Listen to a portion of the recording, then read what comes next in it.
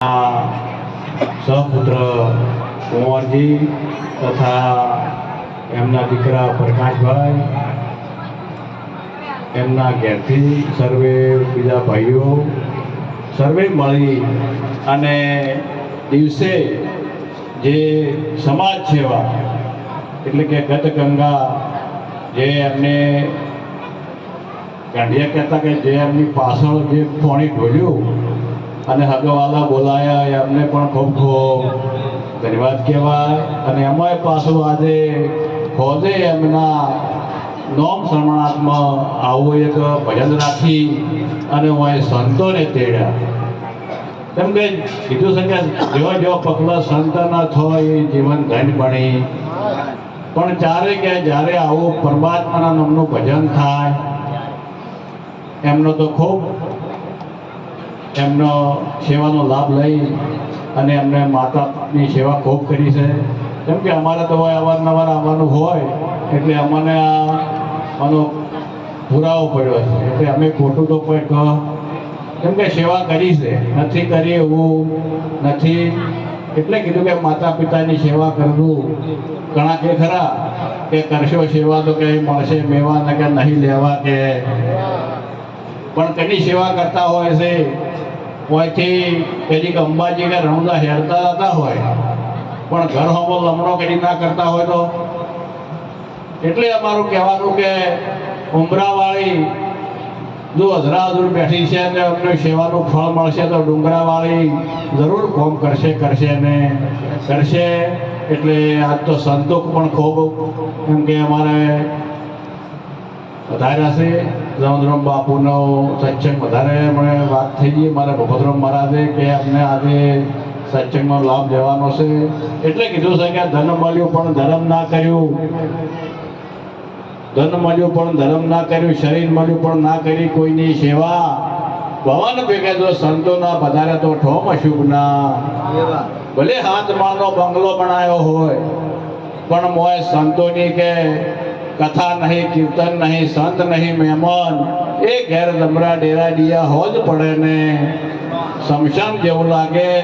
એટલે અત્યારે તો સારું છે આપણે ખૂબ મહેમાન થાય, ખૂબ ભજન થાય છે હળી મળીને દરેક. એમ કે જો પગલા છે એ તો કોઈ કહેવું પડતું નથી.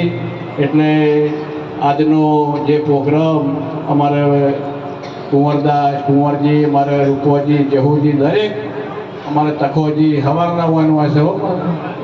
ખૂબ સેવાનો લાભ લે અમારે શાંતિનો ખૂબ ધન્યવાદની વાત છે. એટલે ભજનમાં કીધું છે કે ભાવ રાખી ગુરુજીને સેવજો. હા, ભાવની જરૂર છે, બીજી કોઈ જરૂર છે ને. કેમ કે ભાવ વગર આપણે ગમે એટલું ભોજન ખા પણ પ્રિય લાગે. આજે તો જુઓ આ ખારડા ગોમમાંથી પણ અમારા ગઢિયા પણ જો ભજન વધારે હું ને કે ભજનમાં આવવું પણ કાઠું છે. ભાવ ખેંચી લાવતો હોય છે. એક ભાઈ ને ભાઈ હતા પ્રતિવર્તાનો ધર્મ પાળતા હતા. એટલે હોજના ક્ષેત્રમાં કોમ કરે પેલા ભાઈ ઘેર હતા ને હોજનો ટાઈમ છો એટલે ઘેર આવ્યા 4-5 વાગે ઘેર આવે કે ભાઈ તો એટલે એક બેઠા બેઠા ખોડતા હતા. એટલે પેલા આવીને ઉભા રહ્યા એટલે કે અભળો છો કે લોટો ભરી લાવજો.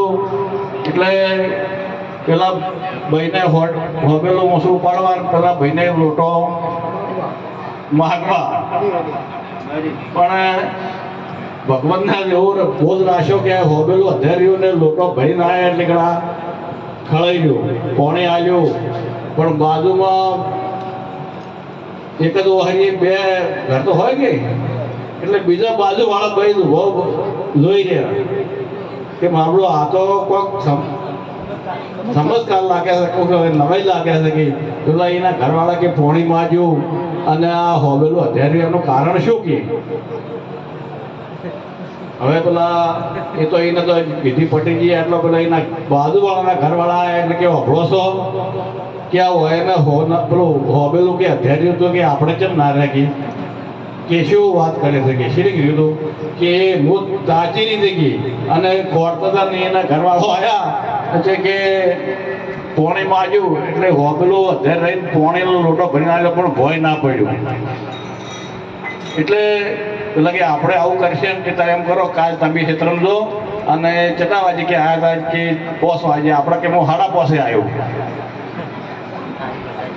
બીજો દાડો શું હવે 5:30 આવ્યા ને પેલા ખોડતર બેઠા બેઠા આમ આગા પાછા હતા પણ ટેમ થાય એટલે તો કીધેલું હોય તો હાસવું પડે ને. એ ટેમે આવ્યા એ વપડો છો કે હા પેલા ખોડવાનું ચાલુ કર્યું કે લોટો ભરી લાવજો પાણીનો. એટલે પેલો ખોડો